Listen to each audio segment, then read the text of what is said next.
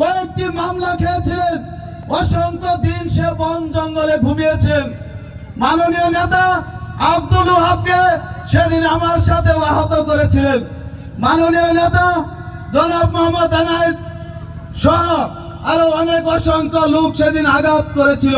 মাননীয় নেতা, সবচেয়ে দুর্ভাগ্যজনক অবস্থা, মানুষ এত নৃশংস হয়। মাননীয় নেতা, একটি ছেলেকে আমাদের গ্রুপ করার কারণে সেদিন তাকে উলঙ্গ করে তার সন্তান এবং বউয়ের সামনে তাকে পিটিয়েছিলেন। মাননীয় নেতা, সেই ছেলেটি আমার সাথে হসপিটালে ছিলেন।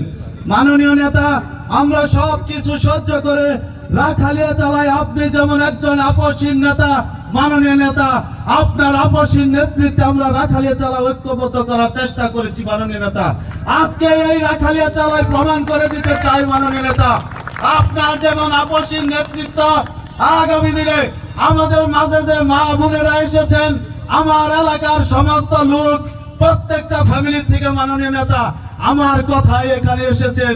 আমার সাথে আমার ছোট ভাই খুরশেদ সহ, নজরুল ভাই সহ, রাজ্জাক ফুবা সহ অনেকেই আমাকে দিন রাত পরিশ্রম করে আজকে এই মিটিং সফল করার জন্য চেষ্টা করেছেন। মাননীয় নেতা, আমার এলাকায় প্রতিটি মানুষকে আমি রাজনৈতিক আপনার সঠিক সেবা দেওয়ার চেষ্টা করে যাচ্ছি। মাননীয় নেতা, আমরা কোনোদিন মানুষের কাছে চাঁদাবাজি করতে চাই নাই। মাননীয় নেতা, আপনার নামে কারো কাছে কোনোদিন 10টি টাকা চাই নাই। রাখালিয়া চালাই আপনার যত কর্মী সমর্থক আছে, কোন লোক বলতে পারবে না একটি টাকা চাঁদাবাজি করেছে। মাননীয় নেতা, আপনার কাছে বিচার যাবে বলে মানুষের সাথে উচ্চ সুরে কথাটি পর্যন্ত আমরা বলি না। মাননীয় নেতা, রাখালিয়া চালায় যে স্টিম রোলার চালিয়েছেন, সর্বশেষ কাহিনীটাই করেছেন। মাননীয় নেতা, আমার বাড়িতে হামলা করেছিলেন, যেই মা 10 মাস 10 দিন গর্ভ ধারণ করেছেন, যেই মা বিএনপি করার জন্য উৎসাহ করেছেন, সেই মাকে লাঠি দিয়ে আঘাত করে আমার বাড়ি ভাঙচুর করা হয়েছিল। আপনি সেদিন দেখেছেন আমার মাকে যেভাবে আঘাত করেছে, সেটা আপনি নিজ চোখে দেখেছেন। কিভাবে একটি নিরীহ মহিলাকে তারা আটন দিয়ে বাইরে তাদের চারা পা বিভিন্নভাবে আঘাত করেছিলেন। আপনি সেদিনও বলেছিলেন, মাননীয় নেতা, একটু ধৈর্য ধরা, একদিন আমরা সঠিক বিচার এই রাখালিয়া চালার বাসীকে করব। মাননীয় নেতা, রাখালিয়া চালায় 20 থেকে 30টি সমাজ, 5টি মসজিদ, মাদ্রাসা নিয়ে আমরা সুষ্ঠুভাবে পরিচালনা করতে আসছিলাম। আপনার নেতৃত্বে রাখালিয়া চালা আওয়ামী লীগের দূষণ প্রতিহত হয়েছিল যেদিন থেকে, তারপর থেকে আপনার আদর্শ বুকে ধারণ করে রাখালিয়া চালায় আমরা ঐক্যবদ্ধ হওয়ার চেষ্টা করেছিলাম। আওয়ামী লীগের দূষণদের সাথে থেকে যারা আমাদের এই ধরনের নির্যাতন করলো, তাদের বিচার আমরা আজ পর্যন্ত চাইনি। আপনি ধৈর্য ধরতে বলেছিলেন। আজকে রাখালিয়া চালা জনগণকে আমরা বলে দিতে চাই, শান্তিপ্রিয় রাখালিয়া চালাকে অশান্ত করার পরিবেশ যারা সৃষ্টি করলো, তাদের বিচার রাখালিয়া চালার মাটিতেই যেন হয়, তাদের বিচার যেন আল্লাহ করেন।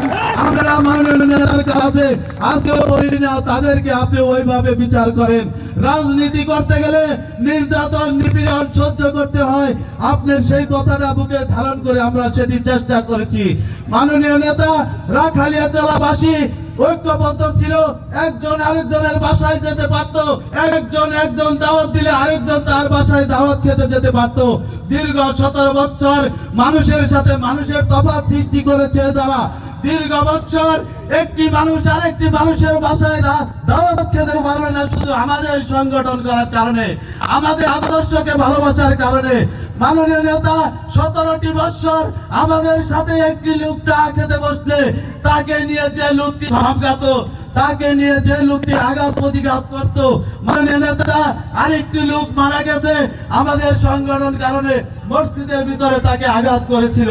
মাননীয় নেতা, আপনি আজকে আমাদের আদর্শ রাখালিয়া জেলার মানুষকে আপনি ধৈর্য ধারণ করতে বলেছিলেন। সেই দূষণ যখন বাংলাদেশ থেকে বিতাড়িত হয়েছে, আপনার হাতে রাখালিয়া জেলার মানুষকে, রাখালিয়া জেলার ভাগ্যের উন্নয়নকে, রাখালিয়া জেলার মানুষের জিম্মাদার মহান আল্লাহ তাআলা রব্বুল আলামিনের পরে আপনার কাছে ন্যস্ত করে দিলাম। আমরা কিছু পাই কিছু না পাই, রাখালিয়া জেলার বাসী আমাদের নির্যাতনের কারণে, রাখালিয়া জেলার বাসী যদি আপনার কাছে সেই সেবাটি মাননীয় নেতা পায়, আমার মা কবরে থেকেও বলতে পারবে আপনার রাজনীতি তার সন্তান করার কারণে তাকে আঘাত করা হয়েছিল। আপনার জন্য হয়তো কবরে কোনো দুয়ার ব্যবস্থা থাকলে সেদিন করতে পারেন। রাখালিয়াচরের মানুষ আপনার হাতে রেখে কালিয়াকুর বিএনপি ঐক্যবদ্ধ থাক, রাখালিয়াচর বিএনপি ঐক্যবদ্ধ থাক, মানুষের সাথে মানুষের সুসম্পর্ক থাক, সেই আশা আহ্বান রেখে আমি আমার বক্তব্য শেষ করছি। বাংলাদেশ জিন্দাবাদ, কালিয়াকুর যুবদল জিন্দাবাদ, আমার রাজনৈতিক অভিভাবক জননেতা জনাব মোহাম্মদ জিন্দাবাদ। সকলকে ধন্যবাদ। আসসালামু আলাইকুম ওয়া রাহমাতুল্লাহি ওয়া বারাকাতুহু।